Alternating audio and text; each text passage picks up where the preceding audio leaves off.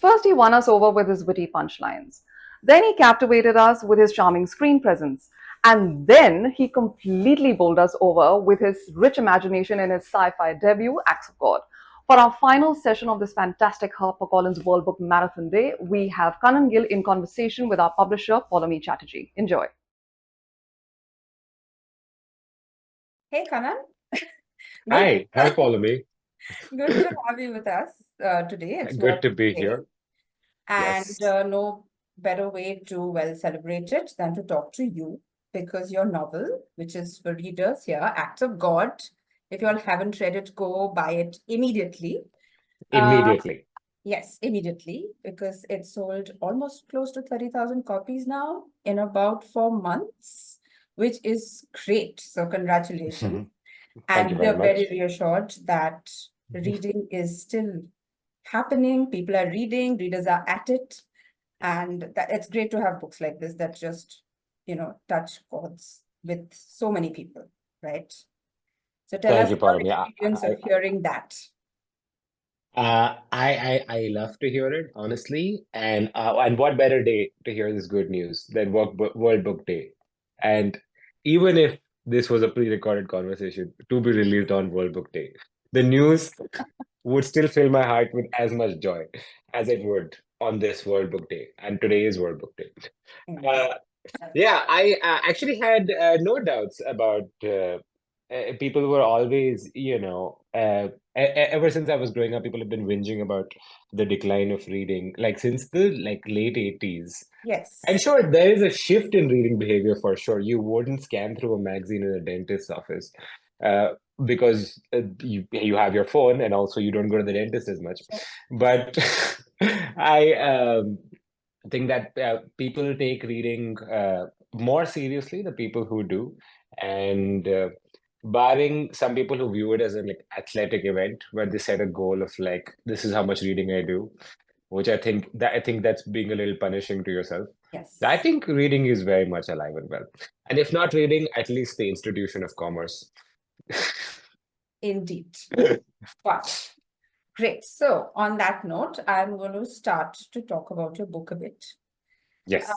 which is basically to say that to ask you, what was the first germ of an idea Hmm. that came to you? Because your book literally kind of traverses different worlds, crosses over Hmm. different genres. There's action, there's love, there's all kinds of things, deep emotions, deep thoughts. But what was that first germ of an idea that you would say came to you? I'll say there's two separate germs here. There's a virus and a bacterium, Okay. and the virus itself was a short story I wrote in 2015, 16, something like that, around those times. And the final book has no bearing on this idea, but it was just simply about two computer programmers sitting in a house and trying to do something, and by accident they mess up the sky.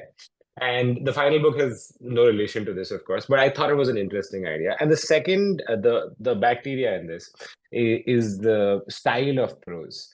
I think once I cracked the manner in which I wanted to write the book, then it became very simple. The manner in which I had to write the book, I was just walking around playing with ideas. I play this game with myself. It's very silly. Where I'll go for a walk and I'll try to describe everything I see in an unusual way, not out loud, but to myself.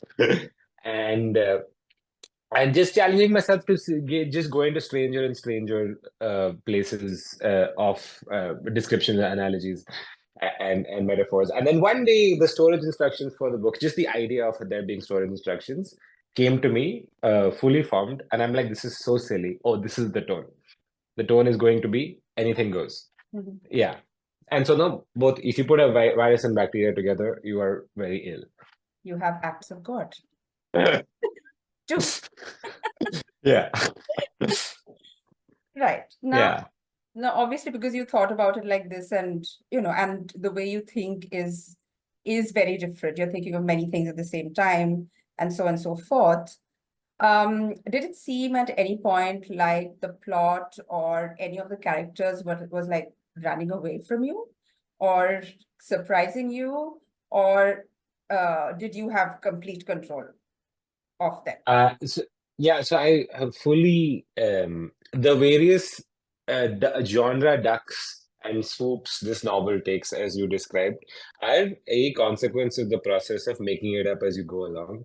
Where you're like, 1 week was action week. So action is happening because that's all the ideas had. 1 week was introspection and sadness week because that's what I was going through at the time. And only, in the first big rewrite do you get to see like, okay, this is the lay of the land. But I obey my storytelling instinct. So I was sure that the book will, as a whole, the book will steer itself correctly.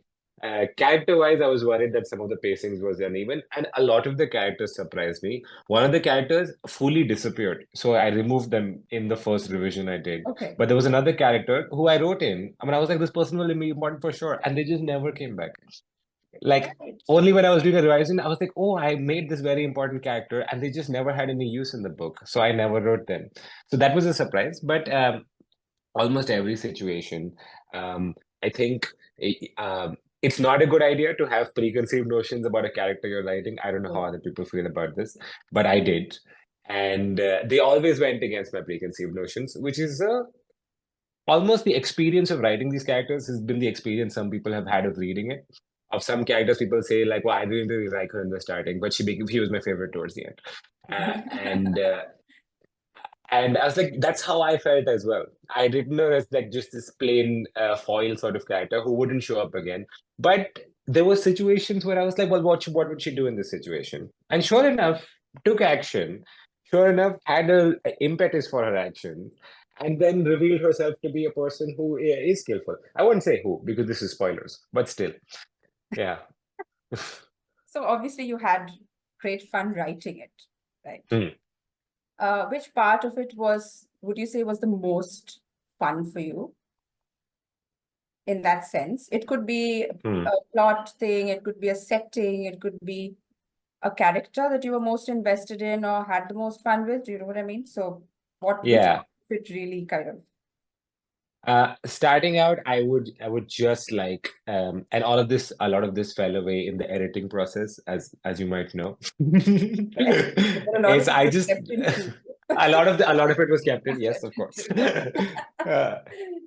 I would really like to just grab a foothold in an emotion. If an emotion looks and feels like something, and I have a foothold in, I'm like, how deep can I go? And how many ways can I approach describing this? And sometimes that was pages and pages and pages and pages, and which needed to be removed, so it was.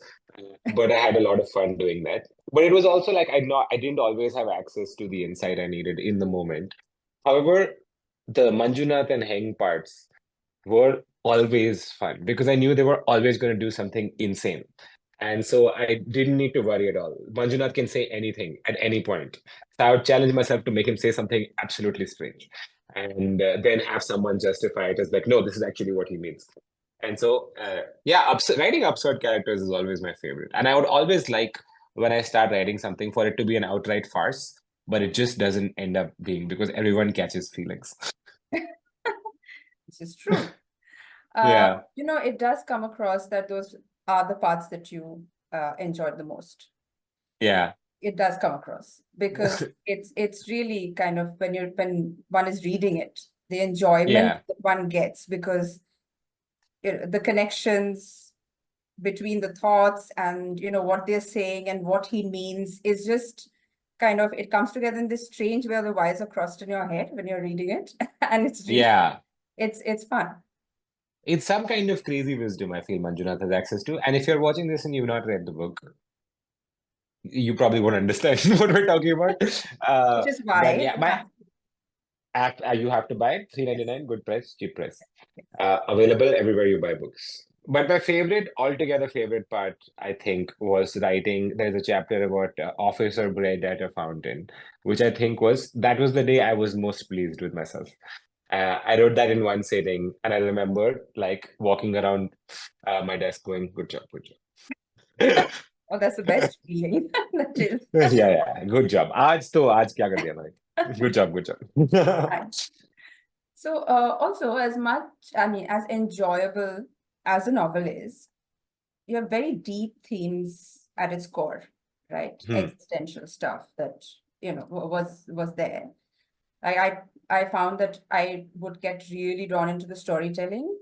And then there would be a moment when you're like, okay, wow, this is some layers are creeping up on me. And you have to, I mean, I'd have to pause for sure and ponder Yeah. and then Yeah. go back. So, and that's really the best kind of reading. Mm. So how were you seamlessly able to do this? I mean, I know obviously that you would have drafts, you would come back to things, like you said, you would do different things at different times. But which came first, the story or the themes? Or rather, how did you proceed to tackle this? Because it's very layered. There's a lot of action, there's a lot of different things, but there's also these very many layers of issues. Honestly, it was a continuous process. Like I didn't add in the themes layer. It just later, well, with one exception, uh, I it really came as an exploration of what's happening. And if I can be really very honest, there were times when I was in a place in an action where it wasn't clear what was supposed to happen next. And so I took that as an opportunity to explore the emotional states of all the characters. And very often, and I was like, oh, okay, this is what I'm going to do now. In one sense, it's really good for me as the writer to really figure out what's happening here. And in many ways, like selfishly to figure out how I feel about this before any of the other characters do, because the narrator's point of view is a semi-objective point of view. It is you're trying to pass it off as the wisdom of someone whose biases are also available to see in the book, and so that is very much it's closest to my voice. And so in that sense, it came out half out of necessity, half out of the desire to figure out how do I feel about this, man? And these are the themes that are common in everything I do. So it's never a conscious effort to put in a theme. It's and I think readers can always tell when something has Yes. been put in. Yeah. Yeah. And these are themes that are close to my heart, and they show up in everything I do. And I know it probably sounds very boring if you haven't read the book, but like, it's very cool. It is actually very cool. It's a cool exploration of the nature of being. Yeah. That's a good way to put it, actually. A cool exploration. What's a blurb I would give someone? What a cool book. You can do that. But tell me, you've been visiting bookstores and you've been Yes. meeting readers in person, hordes of Yeah. readers, I have to say. So what's been your experience of that? Because that's, what feedback or response has meant the most to you? With stand-up, like the response is immediate. So with a book, I was really I was wondering how and when I was going to know, right? Like what people thought, because I was Yeah. very curious to know, because I want to discuss it with them. And so I put an email ID in the book saying, if you have anything to say about the book, you write it here. And so I check that once in a while. And I really like that people have personality-wise resonated very strongly with entirely different portions of the book. And that's just in an email basis. So now meet people live in bookstores. It's very often when they're buying the book for the first time. So they don't have access to what the book says yet. But when I do a Q&A, and I do this at live shows very often, I'm always really taken by the depth of people's questions when they ask for it. And so sometimes people who don't read too much, they're coming to me and they're a little apprehensive. They're like, is this going to be like a book? And then I'm like, but when you sit in a crowd with people, everyone thinks very deeply about their life. There is no other way to get through it, right? And I think this is an Emerson quote. I might be paraphrasing, but in every work of genius, you recognize your own rejected thoughts. And these are things everyone thinks about. And perhaps if you're lucky enough as a writer, you can access a phrasing or a way of putting something that unlocks something someone is already feeling. And these are the kind of questions I get, these searching for these kinds of answers. And that's what I'm most pleasantly surprised by.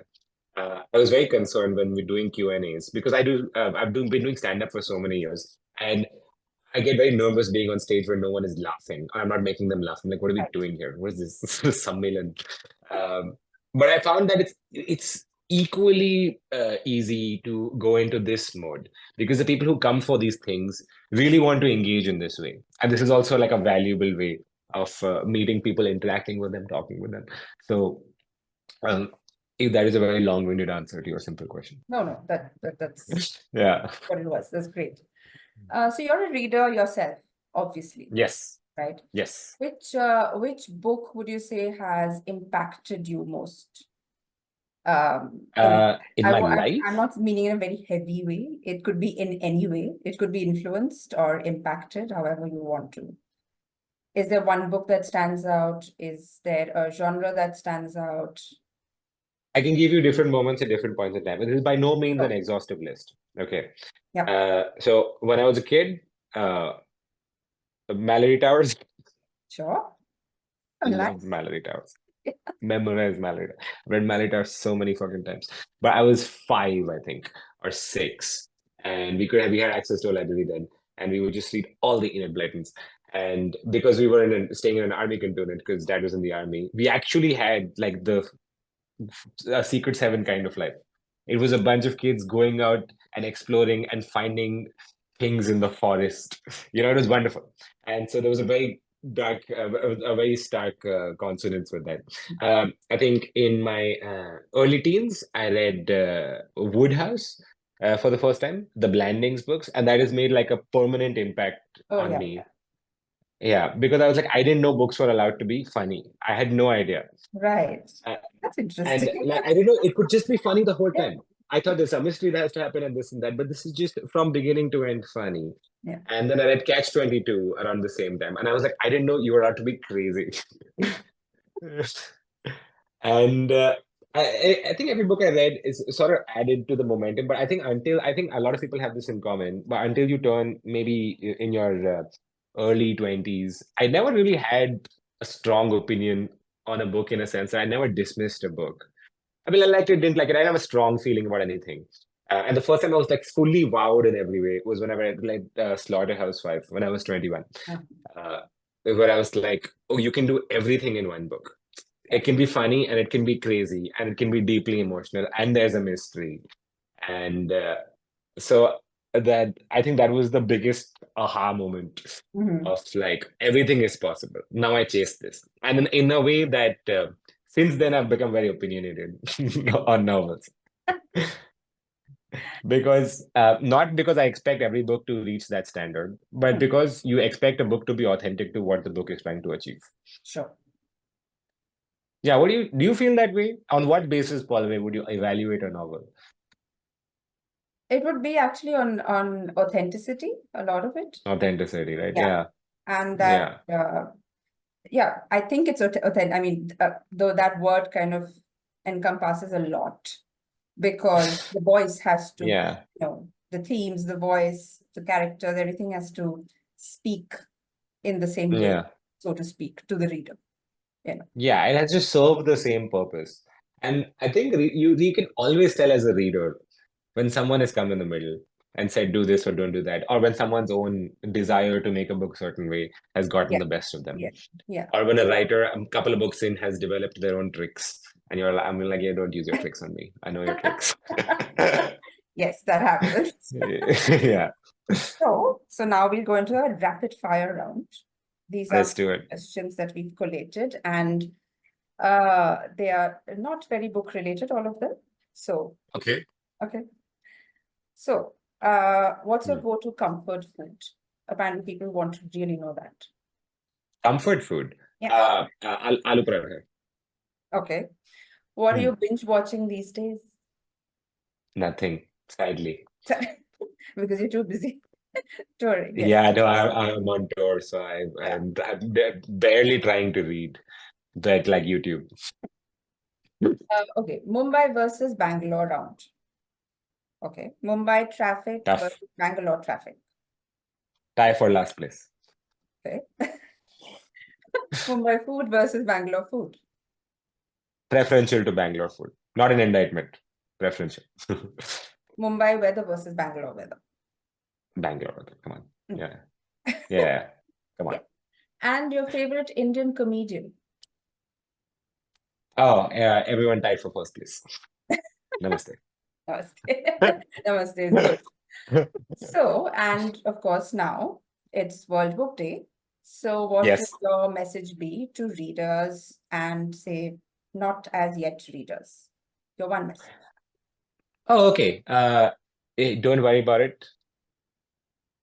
Like all of the things people have told you about reading books will make you this, reading books will make you that. It might not make you anything. And so don't try to squeeze utility out of reading a book. It's fun. Just have fun. There are so many fun books in the world. And a book might change your life, but it might just be 10 hours of fun. And either way, it's a win-win situation.